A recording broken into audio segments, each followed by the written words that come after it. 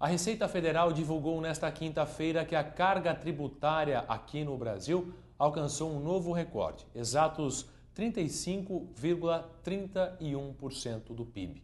Significa dizer que de cada R$1 produzido aqui no Brasil, o governo arrecada 35,31 centavos em impostos. A maior parte desses impostos, desses tributos, ficou com a União, com 24,73% do PIB em impostos. O governo, a Receita Federal, atribuiu essa expansão a uma série de renegociações especiais de dívidas feitas com empresas e também pessoas físicas que engordaram o caixa do leão ao longo de todo o ano de 2011.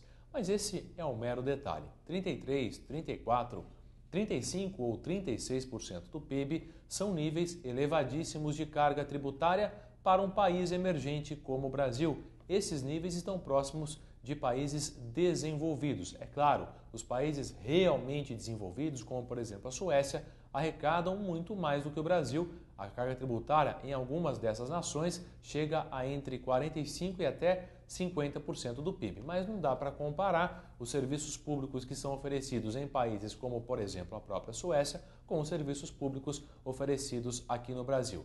E essa é a grande questão em relação à carga tributária. Se o Brasil tivesse serviços decentes, se as pessoas não precisassem pagar escolas particulares, ou se quem não pode pagar escola particular pudesse ter ensino público de qualidade, não haveria nenhum problema. O mesmo vale para a saúde, para a segurança pública e tantas outras questões que afetam o dia a dia do cidadão aqui no Brasil.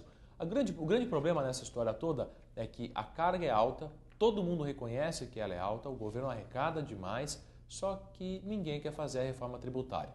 Desde a mais simples até a mais profunda. Por que isso? Porque a reforma tributária poderia implicar, em um primeiro momento, perda de arrecadação por parte de todos os entes federativos, ou seja, do governo federal, dos governos estaduais e também dos governos municipais. Por isso, ninguém quer muito se arriscar a fazer. Agora, por exemplo, há uma reforma em discussão sobre o ICMS e os estados não conseguem chegar ao mínimo de consenso. E aconteceu isso também no final do governo Lula. Havia uma reforma tributária, uma proposta de reforma tributária bem pequena, bem simples, sobre a mesa. Ela foi elogiada por vários economistas, foi elogiada por vários políticos, mas não saiu do papel justamente por falta de consenso político. Então o Brasil precisa avançar nisso, mas isso só virá com pressão das pessoas, com pressão popular, como aconteceu quando o Senado Federal derrubou a cobrança da CPMF. Essas manifestações das pessoas, dos cidadãos,